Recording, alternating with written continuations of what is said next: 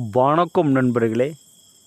நீங்கள் மாந்திரீகம் புதிதாக பழகுறீங்க அப்படின்னா எப்பொழுதுமே சரி பல தேவதை சித்தி பண்ணணும் அப்படின்னு நினைக்காதீங்க.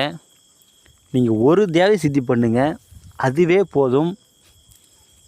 ஏன்னா நீங்கள் ஒரு தேவதை சித்தி பண்ணி அதை நம்பினா மட்டும்தான் அந்த தேவதை உங்களை நம்பும். அதை வைத்து நீங்கள் சகல வேலைகளும் செய்யலாம். அஷ்டகர்மம் அனைத்துமே நீங்கள் செய்யலாம்.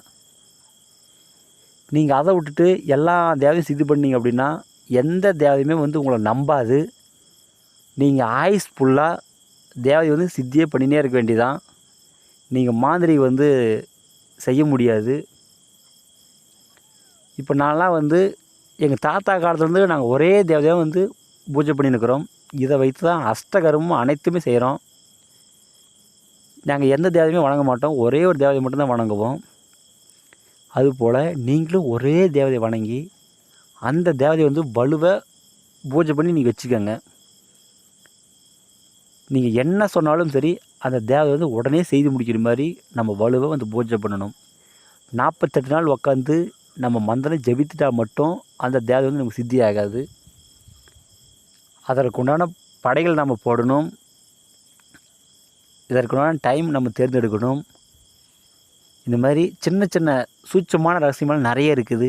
இதெல்லாம் தெரிஞ்சால் மட்டும்தான் ஒரு தேவதை நம்ம அடக்கி ஆள முடியும்.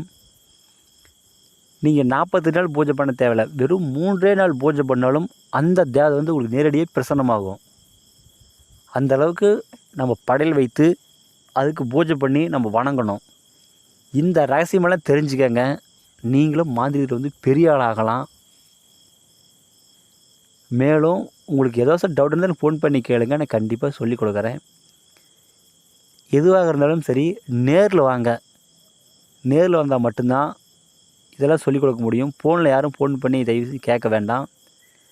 மாந்திரிகத்தில் உங்களுக்கு எந்த டவுட் இருந்தாலும் சரி என்னை கேளுங்க, நான் கண்டிப்பாக தெளிவாக சொல்லிக் கொடுக்குறேன். இந்த வீடியோ உங்களுக்கு பிடிச்சிருந்தா எல்லாத்துக்கும் ஷேர் பண்ணுங்கள், சப்ஸ்கிரைப் பண்ணுங்கள்.